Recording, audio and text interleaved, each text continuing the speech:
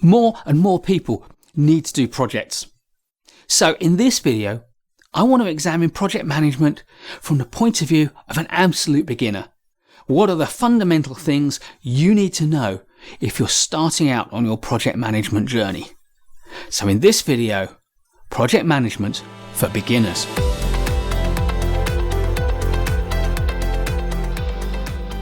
The first thing you need to know, of course, is what is a project? And a project is a coordinated set of tasks which together create a defined new product, process or service within a constrained time and resource budget. And therefore, what is project management? It's what we do to make all of that happen.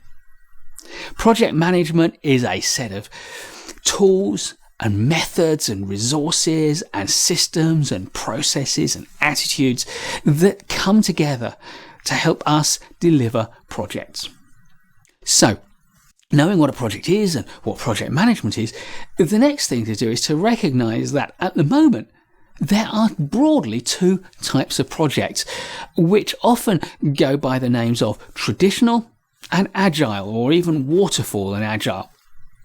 But I prefer to think of them as predictive or planned projects on the one hand, and adaptive or incremental, iterative projects on the other.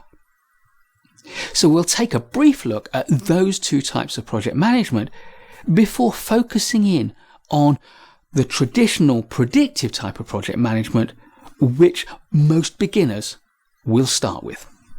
So, predictive or planned project management is the kind of projects we deliver when we think about what it is that we want to create.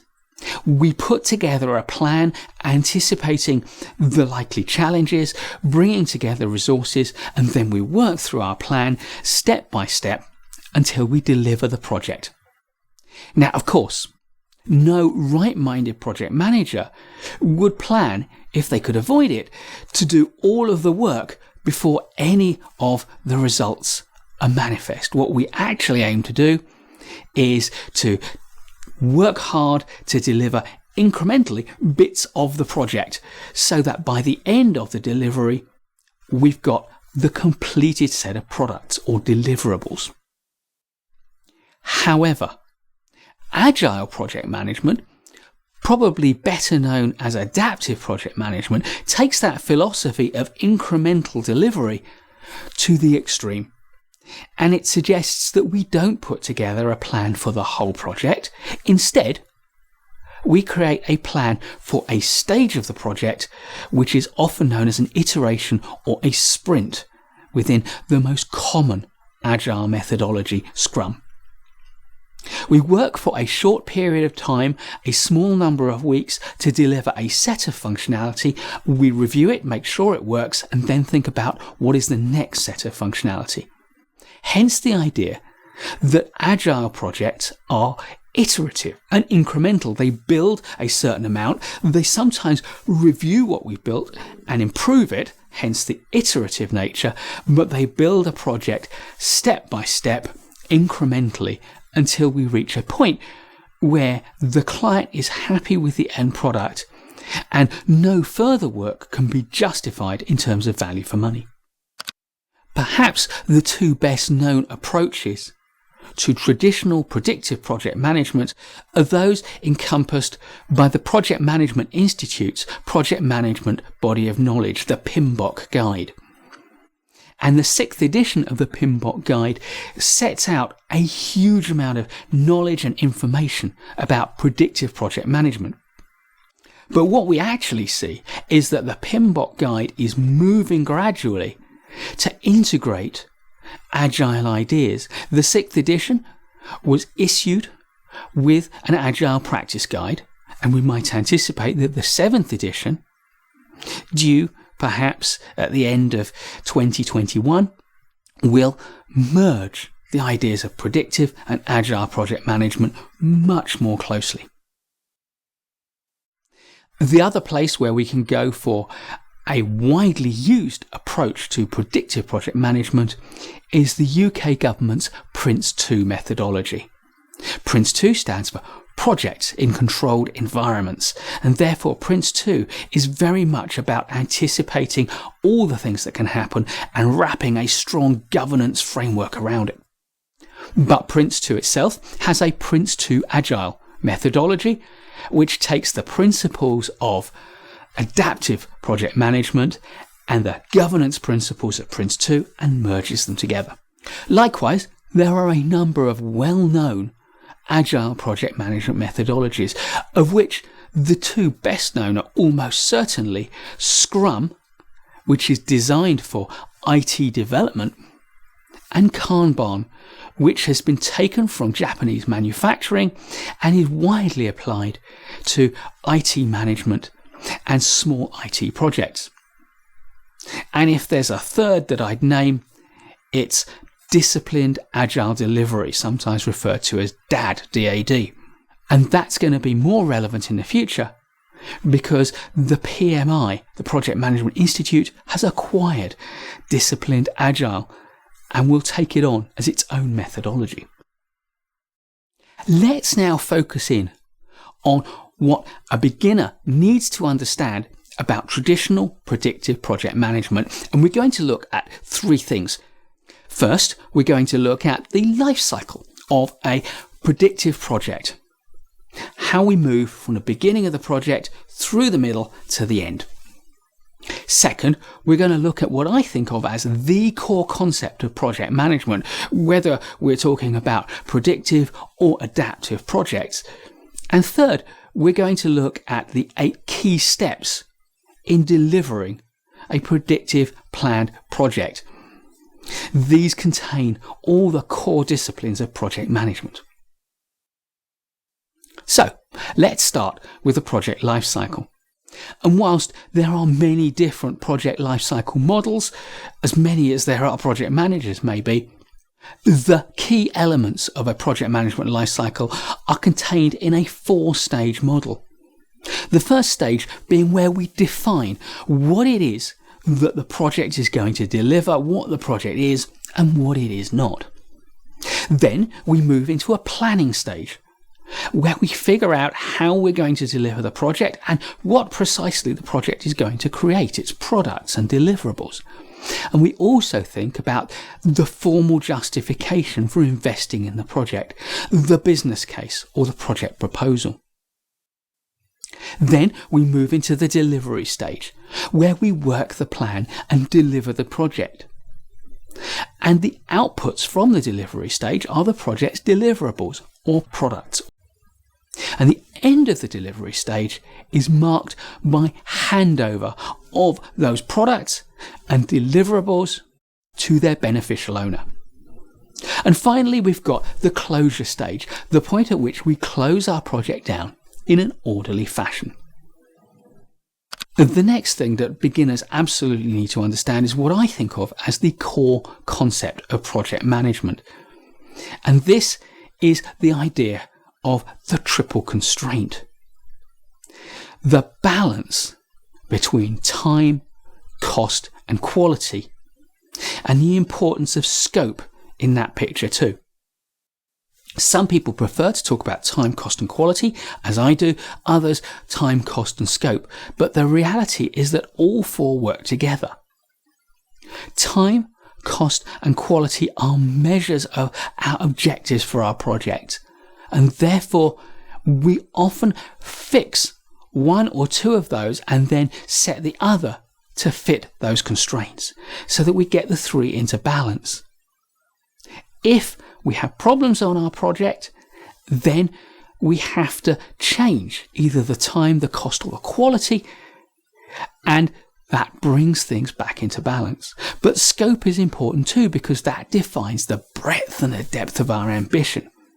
And of course, if our project comes under challenge and we haven't got any more time, and we can't cut corners to reduce the quality, and we're not going to get any more budget to buy more resources, the only thing we can do is trim down our ambition to reduce our scope. So what is often referred to as the triple constraint of time, cost and quality is really a pyramid of time, cost, quality and scope. And the most valuable thing to know about any project, for any project manager, is that when you run into problems, the solution is always going to lie in that balance. And whilst you can never predict beforehand which is going to be the right corner to address, you can always fix a problem by compromising on time, cost, quality, or scope. The third key thing to understand about delivering a predictive project are the 8 key steps. So let me take you through them. The first step is to answer the question, what do you want? To understand what your clients, what your stakeholders want, and to take that and convert that into a clear project definition. And of course, central to the project definition is going to be the goal of the project, your objectives in terms of time, cost and quality, and the scope of your project, what is in scope and equally what is out of scope. The second step is to ask, does this stack up in financial and risk and commitment terms? We create a business case or a project proposal or an investment appraisal to weigh all of the costs and the risks and the downsides of taking on this project against all the benefits and advantages of doing it. And if we can show that the advantages outweigh the costs, then there is a case for doing the project. And then it's just a matter of making sure the organisation has the right resources and this project has a high enough priority. But it's also at this stage that we start to think about governance. How do we make sure that our project is properly accountable and that we can oversee that it does indeed spend the amount of money that we anticipated and deliver the benefits that we were hoping for? Step 3 is to answer the question, who cares? Who are our stakeholders? To understand who they are, to understand the nature of those individuals and those groups, and to engage with them in a positive and respectful manner. Stakeholder engagement is at the core of good project management, and I often say that 80% of project management is communication, and principally that means communicating with your stakeholders. Of course, there are some special stakeholders, like those who are overseeing your project and making the decision at the governance tier. And we can also view your project team as a special set of stakeholders too. If we do that, we could argue that everyone's a stakeholder, and therefore really and truly 80% of your job is communicating with stakeholders. Step 4 is to answer the question, how will we get what we want? That is, how are we going to plan our project to make sure we can deliver it?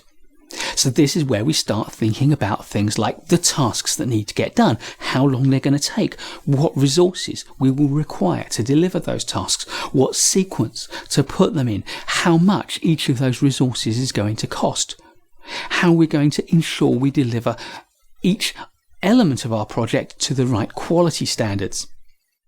So planning and quality management are key to the 4th step in project management. And the 5th step is to answer the question, who will help? This is where we start to think about the people, the teams we're going to deploy, the experts, the specialists, how we're going to allocate individual people to tasks, how we're going to oversee them to make sure they deliver those tasks to time, to budget, and to specification. And of course, wrapped up in this step are all the management and coordination and leadership aspects of project management. Step 6 is vital for me. And this is where we answer the question, what if it goes wrong? Because this is where we anticipate risks. We identify all the possible points of failure. We understand those, analysing them, usually principally in terms of the impact if they happen and the likelihood that they may happen. Because risks are uncertainties that can affect the results. So we understand our risks, we document them on a risk register, and we manage them actively to reduce the risk profile of our project as we go through the life cycle. The 7th step kicks in as we move from the planning stage through to the delivery stage. Because this is where we answer the question, how is it going? This is about monitoring and controlling our project day to day. And of course, the monitor and control cycle includes things like adapting to changes in requirement and controlling those changes. It includes things like making sure you understand what's going on and taking corrective action when the project is deviating from plan. And critically, it involves reporting on the progress of your project and getting decisions where you need to make changes or secure new resources. And when we reach the end of the delivery stage, step 8 is to answer the question, how did it go? We need to close our project down in a deliberate, orderly manner. We need to review what we've done, review what we've learned from what we've done, review how our team performed and give them good quality feedback. And of course, we also need to cover off all the key admin it takes to close our project down. And crucially, the last thing we do on any project is to celebrate. To celebrate what it is we've achieved so that our team knows what it's done and the people can feel good. So there you have it, the basics of project management for beginners. We've learned what a project is, what project management is, the 2 different types of project management, traditional predictive project management and agile adaptive project management. We've also started to understand some of the core ideas, the stages of a project, the core concept of time, cost, quality and scope, and the 8 steps that go into delivering a project. Are you considering a career in project management? If you are, you're probably wondering, is project management a good career? And let's face it, you're probably also wondering, does it pay well? Let's see. So, is project management a good career choice? Yes. Next question? Okay, that's great. But it also pays to define terms. So, what do I mean by a good career? After 30 years in the profession, and with dozens, no, hundreds of friends, colleagues and contacts in the profession, and after training thousands of project managers, I have a point of view. Project management is a great career if you're looking for a profession or a professional background that offers varied, satisfying work, long-lasting employability, with a lot of career options, challenges that will compel you to solve problems, to learn and develop throughout your career, the chance to work with a huge variety of people in a wide range of contexts, a role that is respected throughout commerce, industry and public service, a career where you can make a difference and do good in the world, and yes, one that offers good compensation in the form of high salaries or contract rates and ready employment. Does project management really offer all this? Well, in my experience, yes, it does. That was an easy question. So perhaps a better question would be, what kind of person is well suited to a project management career? Project management is a good career for you if you like something new every day. Frequent changes in your role or your environment, the ability to make change happen, seeing the results of your work and feeling that you've made a difference, solving problems, thinking clearly, taking responsibility, working with people, constant learning, career progression, and a profession as well as a job. Do you need to fit this description perfectly? No. But on the other hand, project management is not likely to be a good job for you if you are someone who likes to take instructions and doesn't like responsibility, who likes routine, certainty and familiarity, or who wants a relaxed life at work. But let's cut to the chase. What are the compensations of a project management career? Project management is a satisfying, long-term, challenging profession that offers the chance to do good and win respect. And it's also well compensated. How so? The subject of remuneration revolves around three things. 1. Supply and demand that leads to salary expectations. 2. Breadth of opportunities across sectors and geographies. And 3. Routes to expand your professional horizons beyond core project management skills and opportunities. Let's take a look at these in turn. Supply and demand.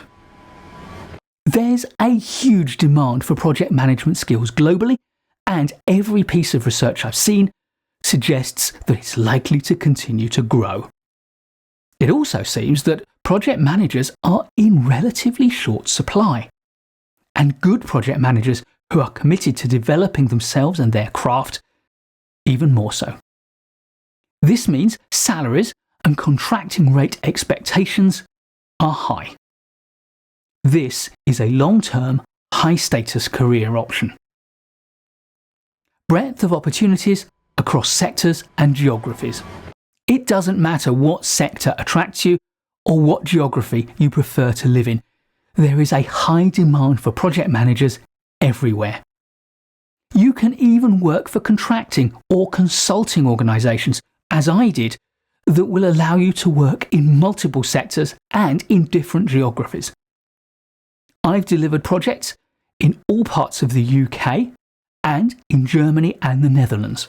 I've worked in telecoms, financial services, transportation, manufacturing, retail, food and beverages, not-for-profit, healthcare, professional services, energy supply, central and local government, and probably others that I can't remember. Expand beyond core project management skills. With project management as your core skill, there are a huge number of directions that your career can take.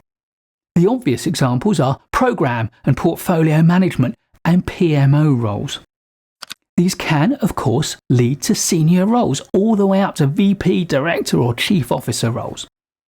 My own career has gone beyond project, program and change management into training, speaking, writing, coaching, mentoring, founding and operating, and in one case, selling businesses, and becoming a nearly full-time YouTuber. And when I think of friends and former colleagues who are project managers, I see a huge range of career directions. Project management contractors and interims, business founders, consultancy partners, senior civil servants and local government chief officers, charity executives, procurement and contracting experts, lawyers and accountants, business strategy experts, executive coaches, and chief officers. Chief operating officers, chief technical officers, chief financial officers, and chief executive officers, CEOs. Okay, so how well does project management pay? APM carries out regular and thorough surveys of project management salaries and market trends. The data is published in the APM Salary and Market Trends Survey. This year's survey, 2023, is a must-read document for anyone interested in our profession. And the best news? It's free. And not just to their members, so I'll put a link in the description. Its 5 chapters cover salary data, cut in many different ways, working life and job satisfaction, including job supply, economic confidence, and the future of the profession, diversity and inclusion, dealing with volatility, my own favourite section. This looks at respondents' perceptions around key societal issues that bear on our profession. And respondents, a detailed breakdown of the survey sample. In answer to the question, how well does project management pay? The headline is that full APM members have an average salary of £67,500.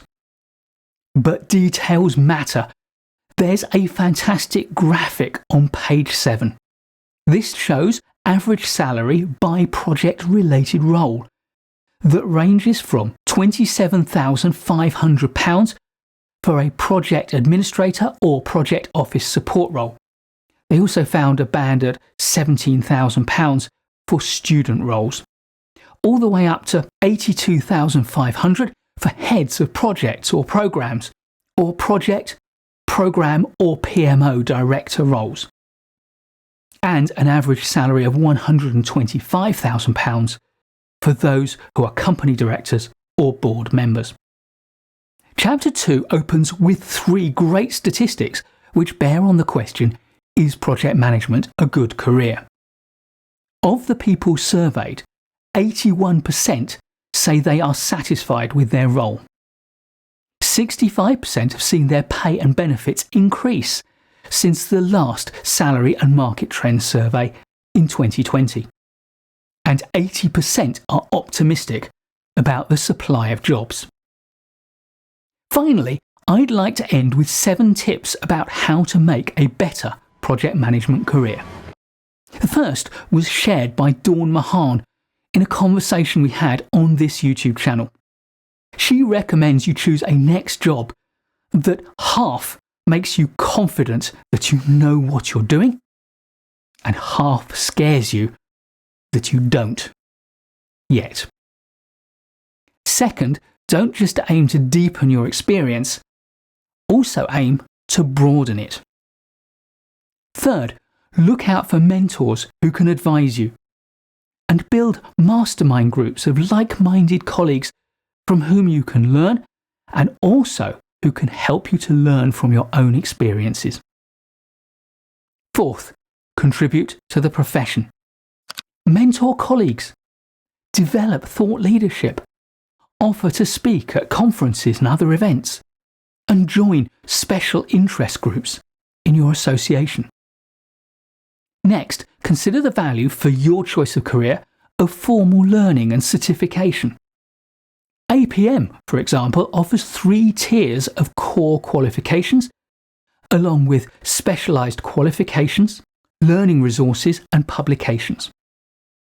PMI and other project management organisations offer their own range of qualifications. Sixth, meet people and attend events wherever and whenever you can. Ask questions, share ideas and pick up new knowledge. And finally, keep learning.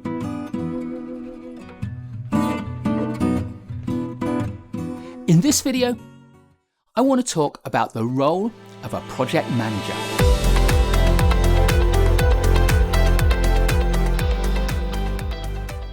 To understand the role of a project manager, I want to start by looking at it through the lens of the project lifecycle and the project process that we need to follow.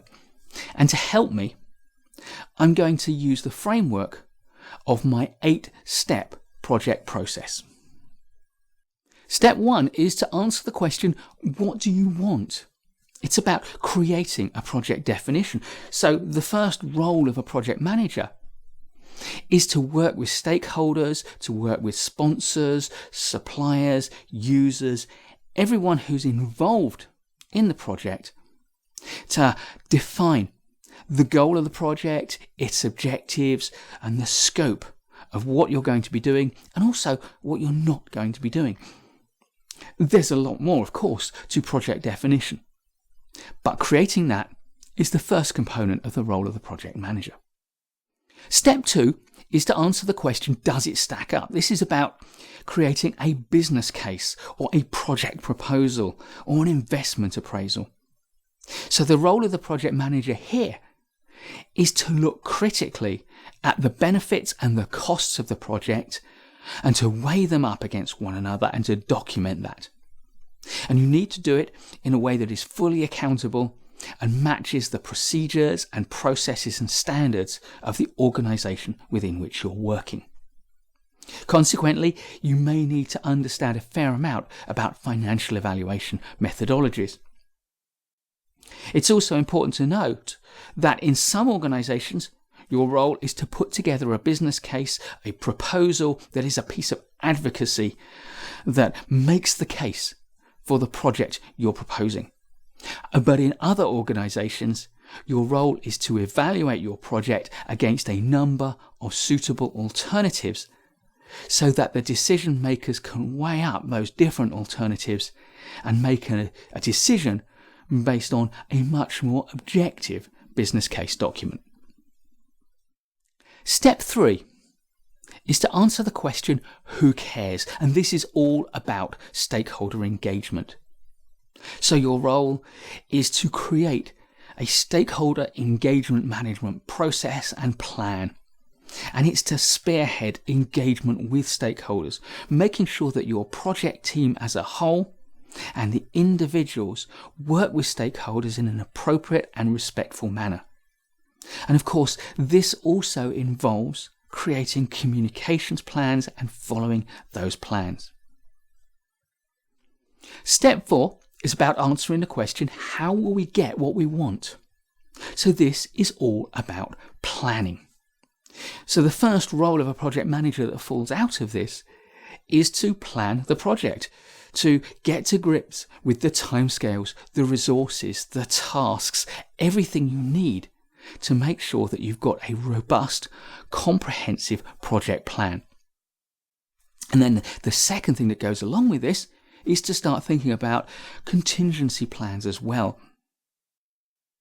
Of course, you'll also need at this stage to think about evaluating and selecting and implementing the tools you will need to support not only the planning process, but monitoring against your plan and reporting.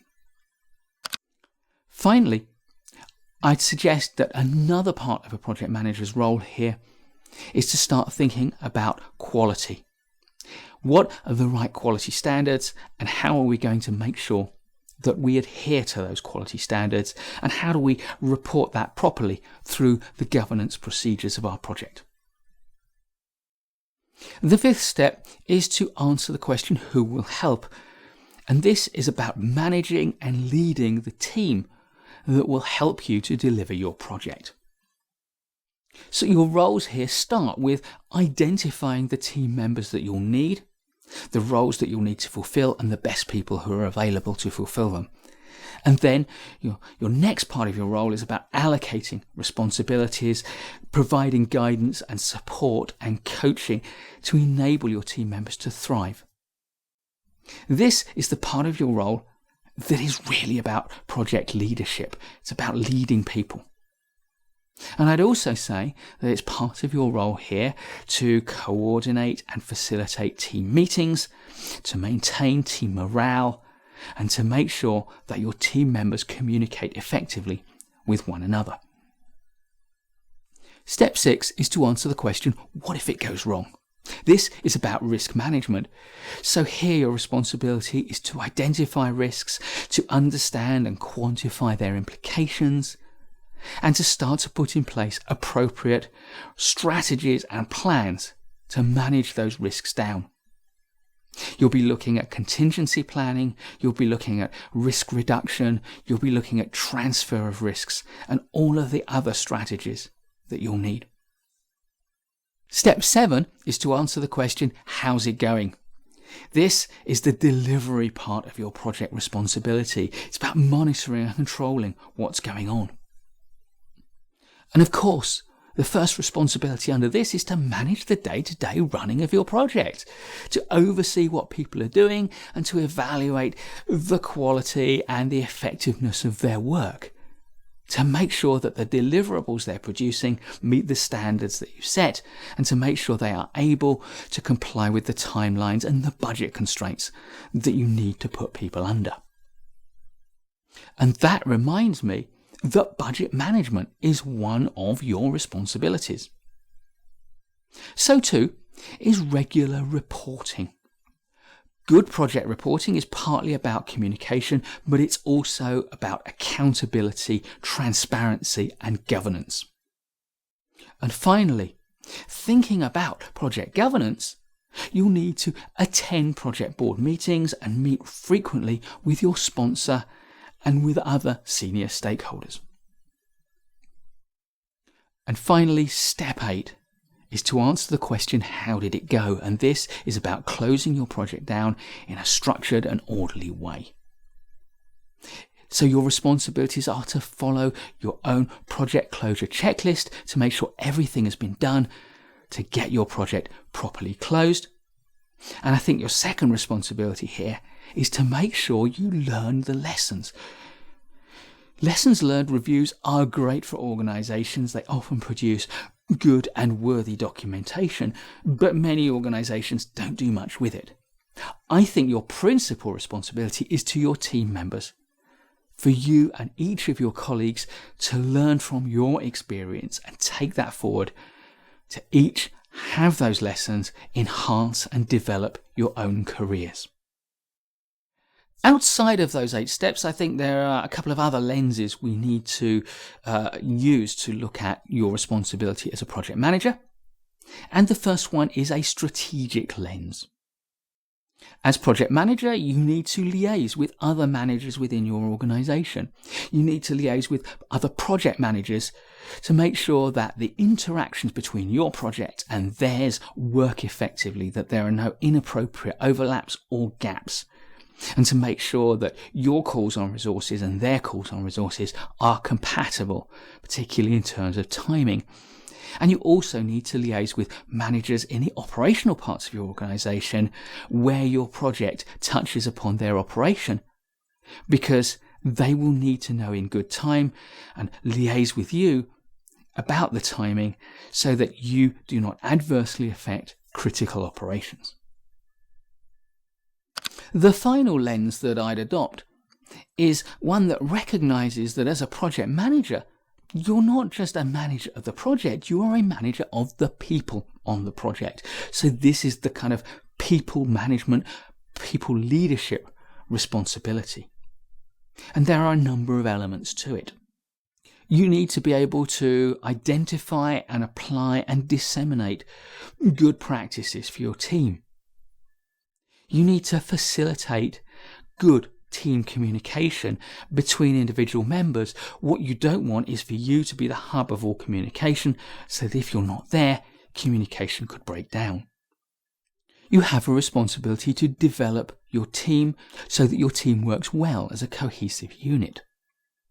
Another responsibility is motivating individuals and making sure that team morale is at its optimum. And if you sense team morale or individual motivations are flagging, to intervene, to deal with the problem, and to bring people back to effective working motivation. And finally, I think you have a responsibility to develop the people under your leadership, to support them, to guide them, to develop their capabilities, their professional skills, and their careers. So you'll be deploying things like training, like facilitating conversations, coaching, and mentoring. So as a project manager, you have a lot of responsibilities. It's a big job. And I've kind of rushed my way through it, summarising as I go. I hope I haven't missed anything, but if you think I have, please do comment below, so that other people can debate what else needs to go into the project manager's responsibility set.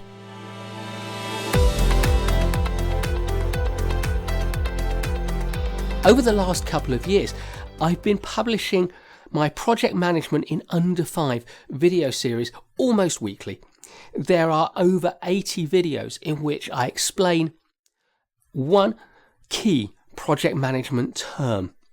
And I thought it would be interesting to look back over the last few years and find out which of those videos are most popular. I've obviously had to take into account that some have been published more recently and therefore have necessarily had fewer views. But in this video, I'd like to review the top 12 project management jargon terms. In at number 12 is the Gantt chart, and I'd probably expect this to come somewhat higher. The Gantt chart is, after all, something of a poster child for project management. People who don't know anything about project management immediately see a Gantt chart and think that this is what project management is. So, what is a Gantt chart? Well, it's a simple chart that illustrates the scheduling of activities on a project. Down the side, we list all the activities that we need to do, and across the length of the chart, we schedule out the time over which the project takes place, with equal divisions of time representing equal amounts of time. And each activity is represented by a bar, and the length of the bar represents the duration of the task, and the positioning of the bar represents when we're scheduling that task. And that's pretty much all you need to know about a Gantt chart, with perhaps the exception that you can indicate different milestones with symbols. You can colour in or shade or block out parts of the bar to represent a measure of how much work has been done. And of course, you can draw a vertical line through your chart to represent now. At number 11 is PMO, the project, the program, or the portfolio management office. The PMO is a function within an organization which supports projects, programs, or portfolios, depending on the scale of the organization and the ambition of its PMO. A project management office will provide services to the projects, the project managers, and the project teams. Often, it provides some form of collation of reports so that the organization gets a strategic overview of what's happening in multiple projects. But it can also provide services like governance support, like disseminating good practice, perhaps even creating project processes. And of course, it can provide training, it can provide mentorship for project managers and project team members. There's a whole range of functions that a PMO can provide. So take a look at our video to find out more. We're into the top 10 with the iron triangle. Again, this is another term that I expected to be somewhat higher up.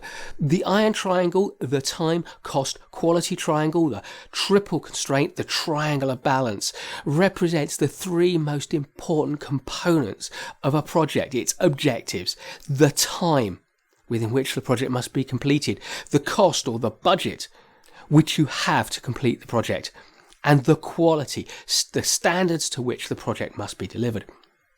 In the US, the iron triangle often refers to time, cost, and scope. In the UK, more often to quality. But I'm going to argue strongly that quality is a more useful corner to the triple constraint, because you can vary scope to match your budget, to match your time constraints, and to match the quality constraints that you have. Next, at number 9, we have milestone planning. Milestones are key points, key moments in your project when you either complete something or you have to make a key decision. And therefore, milestone planning is an early stage planning activity where you set out all of the key points in your project and you array them in a logical sequence. Some things will happen in parallel to others, and so you can develop a milestone plan.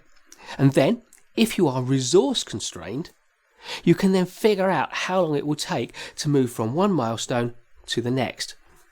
If, on the other hand, you are on a deadline-driven project, where you know where now is and you know where the completion of your project lies, you can then figure out what resources you need to bridge between one milestone and the next. So milestone planning is a great way to create a project plan. For large projects, it's often a starting point. For small projects, a milestone plan is often the only plan you'll need. Number 8 is project governance. Governance is an unloved subject, I found, particularly in live training environments. However, I'm pleased to see it at such a high position in our top 10. And that means that people are interested in it. So project governance is all the things that make sure the project gets done properly. And there are 3 principal governance functions. First, it's setting the strategic direction of the project. Secondly, it's making sure that decisions are made in an accountable fashion throughout the project lifecycle. And thirdly, it's overseeing the project to make sure it delivers as it is supposed to and it fits within the policies and the procedures that the organisation mandates. There are a lot of different governance mechanisms. There are different roles within the project, like the sponsor and the project board or a steering group, that are creatures of governance. But governance is making sure the project gets done right. It's about steering the project to success. Number 7 is the RACI chart. RACI. A RACI chart is a simple tool for understanding the allocation of resources of people to your project. For each task, you can allocate people into one of 4 roles in a classic RACI chart, either responsible for delivering that task. This is the principal person who is involved in making the task happen, but you can also list the supporting team as well. Then there is the authority, sometimes labelled as accountable, but I prefer the word authority, to sign off the task as properly complete. This may be a quality review role, or it may be a leadership role. C is for consult, and these are the individuals that the team will need to consult to make sure it delivers the task properly. So you can think of this as consultants on the one hand who have expertise to contribute, or on the other hand as stakeholders whose opinions are important. And finally, I for inform, the people who need to know what is going on. So you need to make sure you inform them, keep them up to date on progress. Their opinions are of lesser importance to getting this aspect of the project right, and therefore you don't actively need to consult them. But remember, good stakeholder engagement means being prepared to listen at all times. Number 6 is the work breakdown structure, the WBS. It's a tool that isn't used as much as it should be on projects. In my experience, people often jump straight to the Gantt chart. But the work breakdown structure is the simple way of understanding everything that you need to do on a project. And rather like the iron triangle, there is a difference that separates UK and European project managers and US and North American project managers. The Atlantic is big. In the UK and in Europe, largely the work breakdown structure breaks down the work that needs to be done. It is a decomposition of the project tasks. Each task at the bottom, of course, will produce a product or will contribute to producing a product. But the work breakdown structure in the UK is about breaking down the tasks of the project. And of course, once you get to the bottom level, you've got an articulation of the scope of the project, which you can then use as the basis for creating either your network chart or your Gantt chart. In the US, however, a work breakdown structure breaks down the products that the project produces. Therefore, we start with the entire project, the completed deliverable set, and we break it down into components. Both methods are equally valid, although, being British, I'd argue that if you're going to call it a work breakdown structure, you should break down the work. What the Americans call a work breakdown structure, in the UK, we call a product breakdown structure. However, my top tip is either stick to activities and tasks on the one hand, or to products or deliverables on the other. Do not mix the two within one breakdown structure. We're up to the top 5, and in at number 5 is Kanban, or Kanban, I think is the correct pronunciation. And Kanban is a project methodology ideally suited to projectizing a regular sequence of necessary pieces of work. So, for example, if you're an IT department and you are constantly being called upon to make fixes, changes, additions to functionality, then each piece of work enters a list on your Kanban chart of things that need to get done, and it then moves into the next stage of being drawn down for active consideration, for planning, for design work, and then it might move to the next column where it is in active development, and then to another column for testing, and then finally for sign-off. And so for a project environment where you have multiple pieces of work, a team with a fixed capacity can draw a certain amount of that work into each stage of the project lifecycle and move it forward.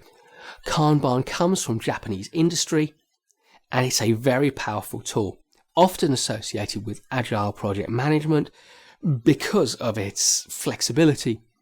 But it is a methodology in itself and a hugely valuable one to know about.